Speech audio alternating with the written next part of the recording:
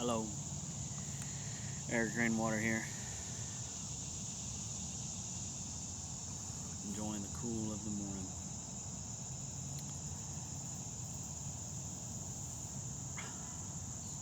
I'm smoking a fun little kind of blend that I slightly created. I've been smoking more straight, kind of English and Virginia Periques. I really like Virginia Periques, but I had a little bit of kind of this really sweet vanilla custard, heavy black Cavendish blend, and I had this other blend that was kind of they were going for a coffee kind of smoky. I think it has a little bit of Latakia in it, and it was kind of a smoky coffee. Campfire Brew it was called, kind of a coffee smoky flavor, and it was alright, but each on their own were not that great. One, the vanilla custard was just super sweet. I got it last year just for hunting, because I was looking into tobaccos that might attract deer. Which I got a deer, but I don't know if I'll do it again this next season. And then the other one, it didn't really taste like coffee. It was a slight hint. And I had a little bit left of each, and I decided to blend them together. And this is the last of it I have here. I blended it all together, mixed it up good, and it's pretty good. Pretty good. The sweetness kind of brings more of that coffee flavor out, and then the smoky coffee flavor tones down the sweetness of the vanilla. So there's a place for aromatic tobaccos.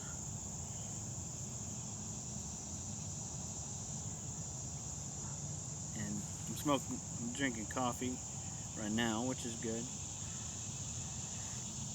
It's a good pairing. But I did also try it with rooibos tea. If you ever had rooibos tea, which is exclusively from South Africa. Found that out when I was there a number of years ago. Rooibos, which means red bush in Afrikaans, which is also known as red tea, which is a good alternative for coffee if you don't want caffeine and you don't want something that's unnaturally decaffeinated, but has a good flavor. But it pairs well with vanilla, so there you go. And so speaking of tobacco and coffee, tea, those things, little things like that, what I want to talk about is cultivating joy. Cultivating joy in your life, cultivating your lifestyle, your likes, your dislikes, those kind of things. And this is something that tends, especially, if you're an American male, sometimes it gets forgotten. Or it's something for richer folks to worry about or whatever. But I don't believe that. I believe we can enjoy life. We were made to enjoy life. And for me, I don't even seek to live an extravagant life. I don't really worry about being a super wealthy man. I don't find security or peace in money. Money has its place. Money is not evil, but the love of money is the root of all evil. And so, yes, you don't want to be in excess, but there's something rich about cultivating joy in your life. And it's a part of being a full person. My dad he always likes to talk about being a full human being, a full person, right? I think it was Irenaeus who said, the glory of God is in a man who is fully alive. A person who is fully alive reveals the glory of God, right? But that doesn't happen accidentally. Now, some people, they're trained in that, right? They're taught that. And in measure, I was taught that by my father, but I have taken it for myself, upon myself, and I hope whoever watches this video, maybe this is the beginning of that for you. Even if it's just the idea, for some people, this is a new concept, that you can cultivate joy in your life, right? It's not about making money so you can have things, right? And because many times, if you're trying to make money, or you're trying to get things, or you're copying other people, that you're just looking at their life, and you're being motivated by envy and jealousy and covetousness, right? Which is not good. It's not healthy, right? The Ten Commandments. Even if you're not a believer, that is not a healthy way to live your life. Just trying to get what others have, longing to be happy but not knowing how to get there. And you think, oh, if I do these certain things, if I get to this certain level of wealth, and I get these certain things, I get the right house, I get the right car, I get the right lifestyle, family, whatever. Well, if you're seeking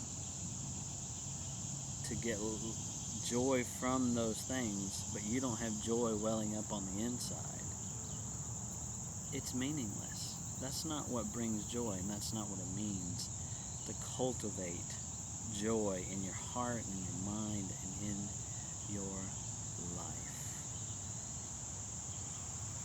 But it's also not just a mental exercise. It's not just attitude. It's not just here or just here, but it does stir the mind. There are things that stir the mind and things that stir the heart, and usually both, right? And so life has to be lived, right? We live in bodies, but that's the thing. We're created in His image, but creation is a playground. Man was put in creation to cultivate the garden, but also to enjoy it. It was a joy, and God enjoys us enjoying His creation. God created life with beauty and all these things so that we would enjoy them. But it takes time, it takes practice, it takes intentionality, it takes vision to succeed in life. But to me, true success is peace and joy in my heart on the inside, and then the outflow is the playground. And I hope and pray that when my life runs into other people's life, my joy rubs off on them and they feel encouraged. And I don't want them copying me and doing exactly what I do. I don't want anybody watching these videos to just do exactly what I do, the way I do it, because that's my life. I want it for myself, and there's things that move me. I want to inspire people to be moved, to seek out life, and to enjoy enjoy it. But obviously there are things that can do that. There's music, there's poetry, there's art, right? What is culture? Culture is the collective outworking of all these people figuring out together what is beautiful, and and a lot of that's what's under attack. There are forces that are trying to strip life of its beauty, and it's tyrannical and trying to say you have to do it this way, and that's not the American way. That is not the godly way. But life is meant to be enjoyed.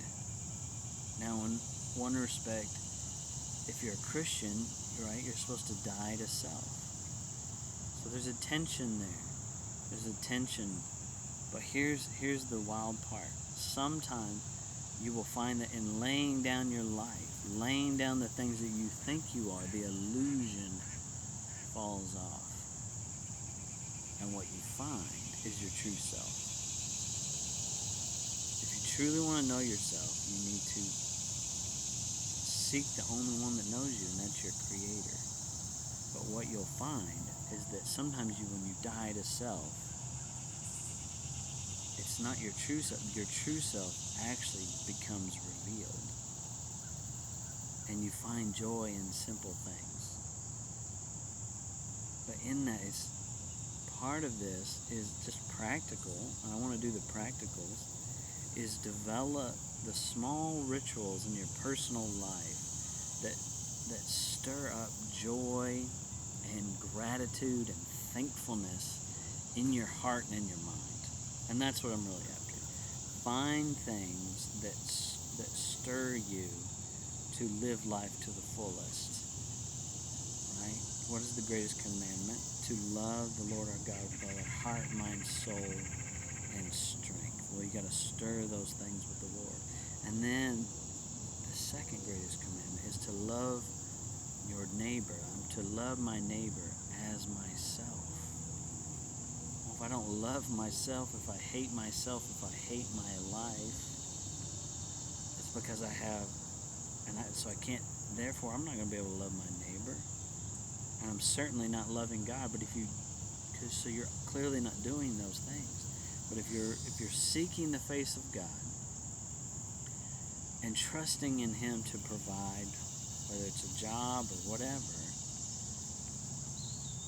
then you can, in Him, you find your reflection and you see Him, and you find that if you're enjoyed by God, you can enjoy other people and you can bring joy to them. But like I said, this doesn't just happen accidentally. You have to be intentional and seek life out. Life is there. Beauty is there to be taken, both in the unseen and in the seen. Right? God is there, but He says, you must seek me. You must seek me out. Right? He comes close. He's not so far off that we can't seek Him, but He doesn't just do it for us. He says, come to me, seek me out.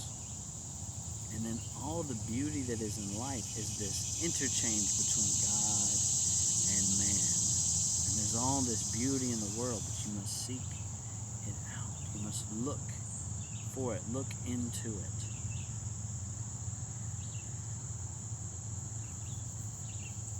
So I just want to give you some examples of things that have stirred me in the past.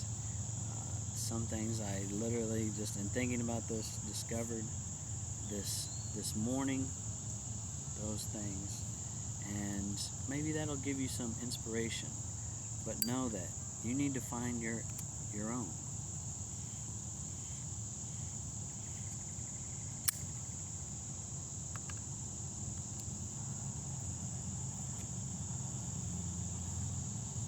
I want to do this on this channel more. I want to read poems, verses, those things that move me. That's what this is all about. things that move me and may stir you to be moved in your own heart. So I want to read a part of a poem from Lowell, English poet Lowell. Picked this little old book up the other day. From a poem called A Glance Behind the Curtain.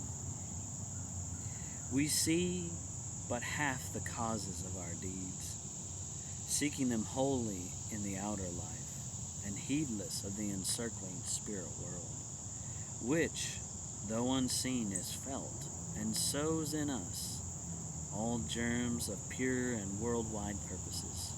From one stage of our being to the next, we pass unconscious o'er a slender bridge. The momentary work of unseen hands, which crumbles down behind us, looking back.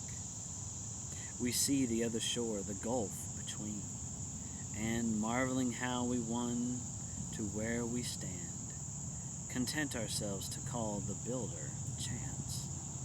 We trace the wisdom to the apple's fall, not to the soul of Newton, ripe with all the hoarded thoughtfulness of earnest years, and waiting but one ray of sunlight more to blossom fully.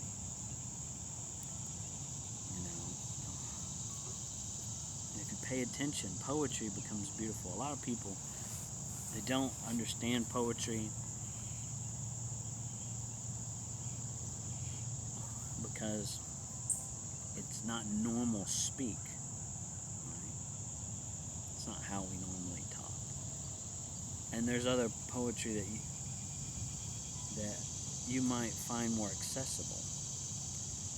It doesn't have to be these high, like Shakespearean sonnets and stuff. A lot of people don't.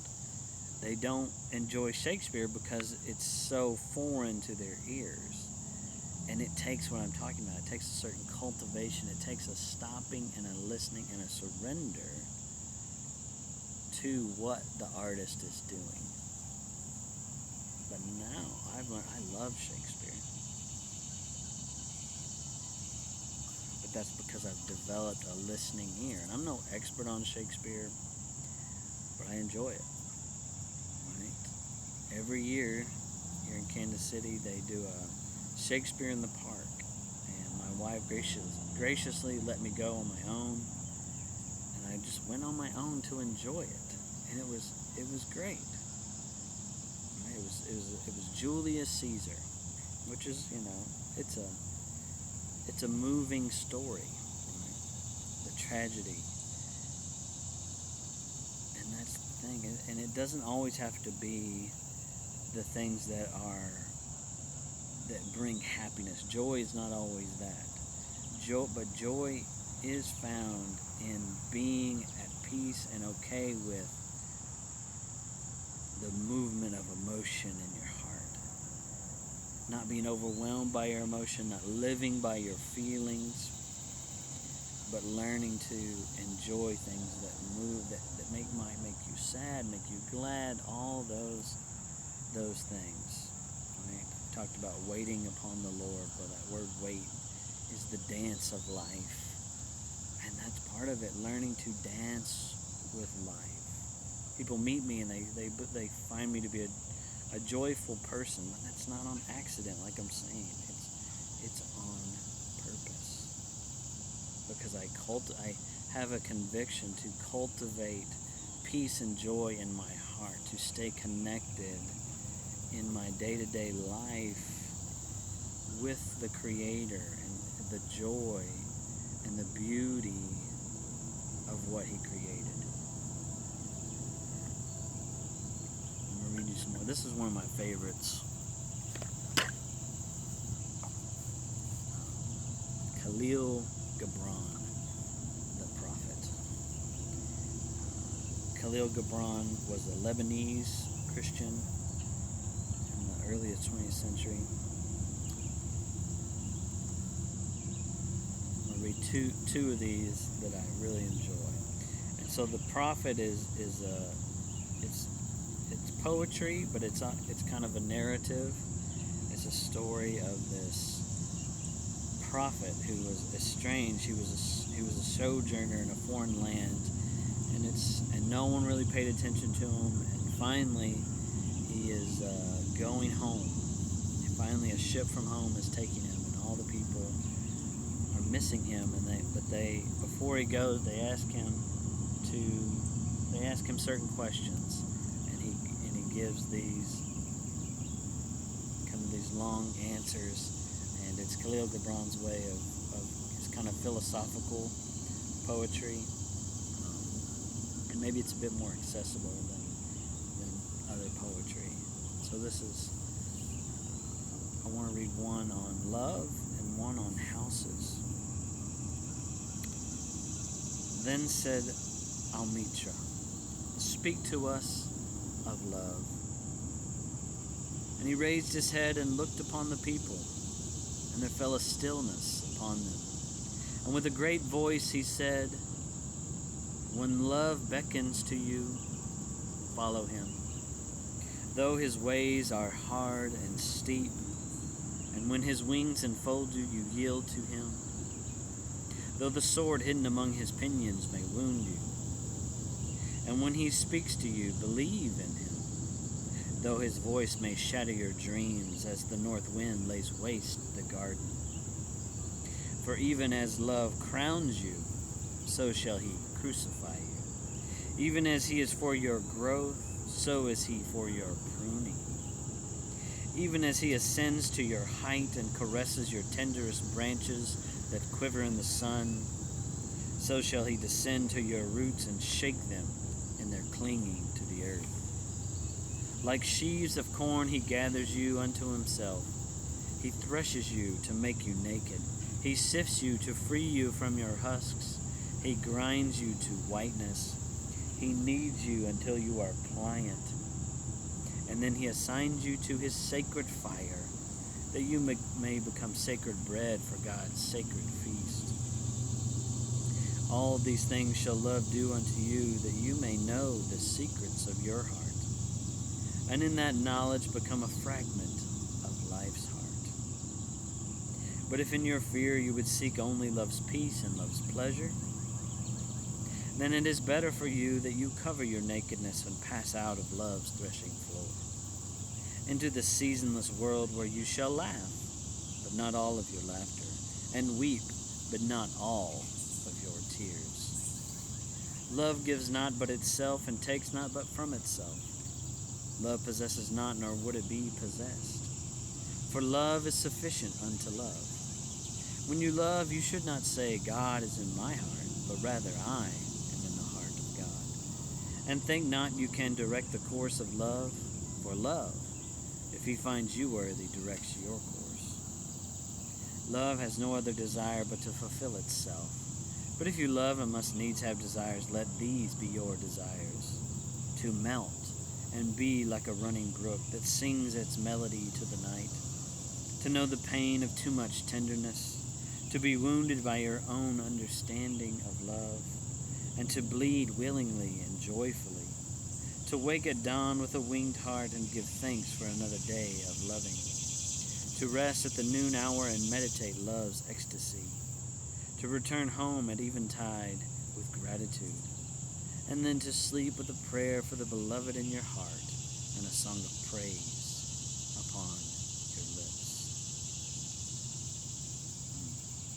Beautiful. Speaks to what I'm talking about. Then a mason came forth and said, "Speak to us of houses." And he answered and said, "Build of your imaginings a bower in the wilderness, ere you build a house within the city walls. For even as you have homecomings in your twilight, so has the wanderer in you, the ever distant and alone. Your house is your larger body. It grows in the sun and sleeps in the stillness of the night, and it is not dreamless. Does not your house dream, and dreaming leave the city for grove or hilltop? Would that I could gather your houses into my hand, and like a sower scatter them in forest and meadow. Would the valleys were your streets, and the green paths your alleys. that you might seek one another through vineyards, and come with the fragrance of the earth in your garments. But these things are not yet to be. In their fear your forefathers gathered you too near together, and that fear shall endure a little longer. A little longer shall your city walls separate your hearths from your fields. And tell me, people of Orphalese, what have you in these houses? And what is it you guard with fastened doors? Have you peace, the quiet urge that reveals your power? Have you remembrances, the glimmering arches that span the summits of the mind? Have you beauty that leads the heart from things fashioned of wood and stone to the holy mountain? Tell me, have you these in your houses? Or have you only comfort, and the lust for comfort, that stealthy thing that enters the house a guest, and then becomes a host and then a master? Aye, and it becomes a tamer, and with hook and scourge makes puppets of your larger desires. Though its hands are silken, its heart is of iron. It lulls you to sleep only to stand by your bed and jeer at the dignity of the flesh. It makes mock of your sound senses, and lays them in thistledown like fragile vessels. Verily, the lust for comfort murders the passion of the soul, and then walks grinning in the funeral. But you, children of space, you restless in rest, you shall not be trapped nor tamed. Your house shall not be an anchor, but a mast. It shall not be a glistening film that covers a wound, but an eyelid that guards the eye. You shall not fold your wings that you may pass through doors, nor bend your heads that they strike not against a ceiling, nor fear to breathe lest walls should crack and fall down. You shall not dwell in tombs made by the dead for the living. And though of magnificence and splendor, your house should not hold your secret, nor shelter your longing. For that which is boundless in you abides in the mansion of the sky, whose door is the morning mist, and whose windows are the songs and the silences of night. Beautiful and moving, right? And philosophical. It engages the mind and the heart, makes you think, while also stirring the emotions towards a fullness. That's what I'm after. That's what I want in my life. And that's what I want to see others find in their life. I want to inspire people, right, to live life.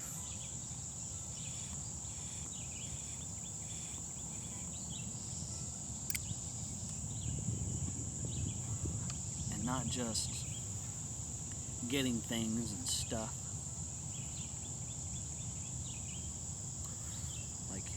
Like the poet said, the prophet said, the lust for comfort murders the passion of the soul and walks grinning in the funeral.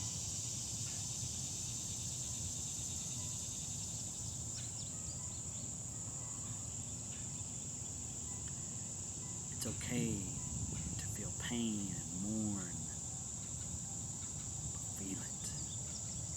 Let it do its work. Let it root out other things. And then be a man. Be an adult. Be mature. And find joy in the little things. Find joy in the imagination of your children. Find joy in their joy. Be childlike. That's the point. But as you grow older, you have to stay childlike. And not childish, it's not what I'm talking about, but a child's enjoyment of life, their imagination, their wonder at life. You have to continue to cultivate it more and more and more. And if you do that, maybe you can do that for others.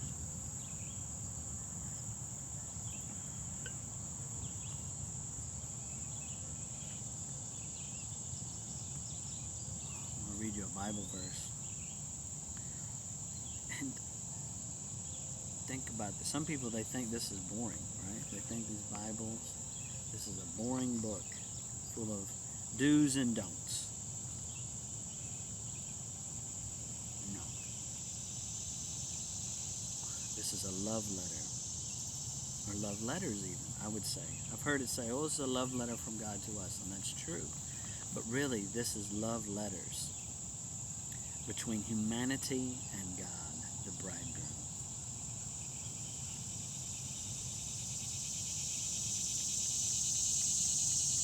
I'll read you some verses.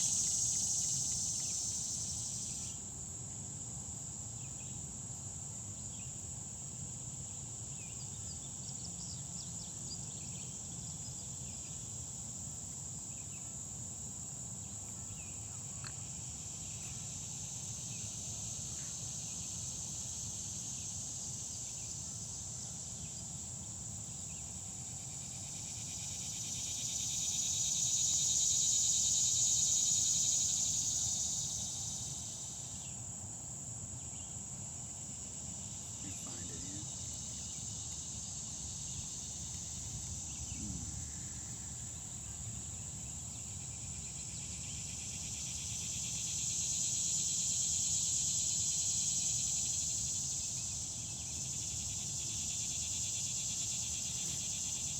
From Isaiah 61. This is the last two verses, and this was from the reading yesterday when we celebrated Mary, the Mother of God, the greatest woman ever. Isaiah 61. We usually read the first part because that's what Christ quoted, speaking of himself. But I just want to read you the last two verses. I will greatly rejoice in Yahweh. My soul shall exult in my God, for he has clothed me with the garments of salvation. He has covered me with the robe of righteousness, as a bridegroom decks himself like a priest with a beautiful headdress, and as a bride adorns herself with her jewels. For as the earth brings forth its sprouts, and as a garden causes what is sown to it to sprout up, so the Lord Yahweh will cause righteousness and praise to sprout up before all the nations. Marriage, beauty, creation,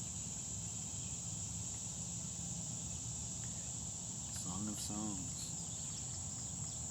But the greatest collection of love letters, and even the great laments, right? The Bible doesn't pull any punches. It's full of honesty, honest pain, and honest joy. Don't tell me that the Bible doesn't encourage us to cultivate joy and beauty, right? We're not Puritans. I think the Puritans and the iconoclast of culture, that is not Christ. Right? They thought they were being more like Christ, and I think they have this. They thought they were being John the Baptist type of people, and some people might live a life more like that, but that's not inherently holy. Right? Psalm 45. My heart overflows with a pleasing theme. I address my verses to the King. My tongue is like the pen of a ready writer. You are the most handsome of the sons of men. Grace is poured upon your lips. Therefore God has blessed you forever. Gird your sword on your thigh, O mighty one, and in your splendor and majesty. In your majesty ride out victoriously for the cause of truth and meekness. Let your right hand rain down your awesome deeds. Your arrows are sharp in the heart of the king's enemies. The peoples fall under you. Your throne, O God, is forever and ever. The scepter of your kingdom is a scepter of uprightness. You have loved righteousness and hated wickedness. Therefore God, your God, has anointed you with the oil of gladness. Beyond your companions, your robes are all fragrant with myrrh and aloes and cassia. From ivory palaces, stringed instruments make you glad. Daughters of kings are among your ladies of honor. At your right hand stands the queen. in the gold of Ophir. Hear, O daughter, and consider, and incline your ear. Forget your people and your father's house, and the king will desire your beauty. Since he is your Lord, bow to him. The people of Tyre will seek your favor with gifts, the richest of the people. All glorious is the princess in her chamber. With robes interwoven with gold and many-colored robes she is led to the king, with her virgin companions following behind her. With joy and gladness they are led along as they enter the palace of the king. In place of your fathers shall be your sons. You will make them princes in all the earth. I will cause your name to be remembered in all generations. Therefore nations will praise you forever and ever. That's beautiful. That's poetry. It's moving. What an image, right? The valiant warrior prince who's filled with the oil, anointed with the oil of gladness and joy. And the beautiful bridegroom, bride too. That's a picture of Christ in the church. Read that and then go read Revelation 19, where the bride has made herself ready and she's wearing white robes, right? The wedding feast of the Lamb. And then the next scene, she's riding to bring about righteousness to the earth alongside on many white horses with the one on right horse to victory. It's a beautiful juxtaposition. And this is my favorite verse. And get a favorite verse. Get many favorite verses. Get verses and scriptures and prayers that move your heart, move your soul, move your spirit. Psalm 27. Just two verses that every day I want to think about them. One thing I have asked of Yahweh, this is what I seek, that I may dwell in the house of Yahweh all the days of my life, to behold the beauty of Yahweh and to meditate in his temple. That's verse 4. Verse 8, first part of 9. You have said, seek my face. My heart says, O Lord, your face do I seek. Do not hide your face from me. Do not hide your face from me. This longing for the great lover of your soul. Right? That's what moved Luther, the great reformer. He fell in love with God for the first time. And I don't necessarily agree with every little thing that Luther said, but he was moved. That's what moved him. I want to be moved by God. I want to be moved by the beauty and the pain of life. It's okay that life is painful, right? It happens. There's death. We're supposed to mourn. We're not supposed to shy away from it. But we can find joy in it as well. That's one thing I'm thankful for with my family. Is funerals in my family are joyous occasions. Yes, there's sadness, absolutely. But there's a knowledge that eternity waits, that our loved one is no longer suffering, and that we will see them again.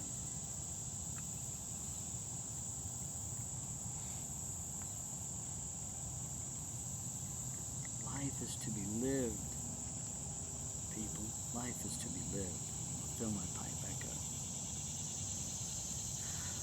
If you're not living your life, what are you doing? Are you just breathing? Are you just existing? Right? And I'm not saying run out and get, it's like I said, don't run out and get stuff. Find joy in what you already have. Joy in your spouse, your husband or wife. Right? Find joy in the cup of coffee you have in the morning. Sit and drink it. Sip and savor it. Right? If you're just you're utilitarian drinking coffee, no. Make it taste good and sit and enjoy it. Right? Or if it's a whiskey or a tea or even a beer or or whatever it may be. Sit and enjoy it. Have a meal with your family. Sit. Put the phones away. Enjoy them. Have gratitude. Be thankful for them. You know? If you're single, if you're a young man out there, every once in a while, go get some food that you enjoy and just sit and enjoy. Watch a movie that moves you, right? Like Dead Poet Society or something. Or listen to good music, jazz, opera, classical, classic rock, whatever it is that moves you. Good worship music. Slow down and enjoy life. Stop and smell the roses, right? Smell them, they're beautiful. Go outside. Take time to go outside. I make these videos, but I enjoy the process of sitting down and getting ready, and it's a ritual. And I just like being able to sit outside, and I make these videos, but I also just sit here and pray a little and kind of slow down and get my thoughts together. And this is for me just some healthy self-expression, and I hope that it helps somebody. So I find joy in that, and I have a small amount of people that watch it, but I get good comments because it's helping people, and that's great.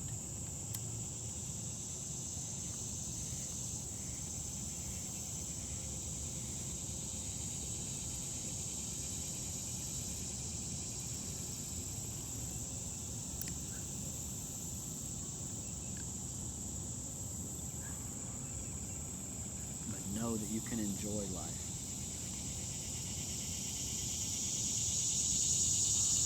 And life has its responsibilities, has its troubles, right?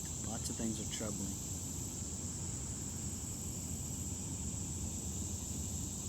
But if you let politics and the troubling things of life overwhelm you, and you can't enjoy your day, then the enemy has won. Don't let the devil steal your joy. Find peace in your heart. It cannot be shaken. It cannot be taken away. I pray that if I ever get put in prison because of my faith, that I won't lose my faith in that prison, right? But I prepare for that day, that kind of possibility, by stirring up joy in my heart.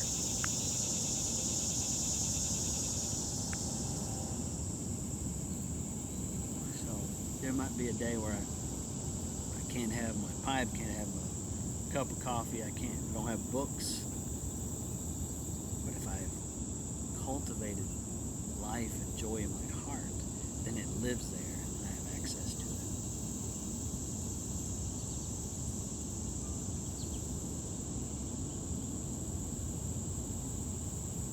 And so I hope this inspires you. I pray this helps you.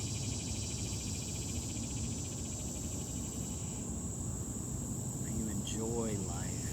May you cultivate joy in your heart and your mind.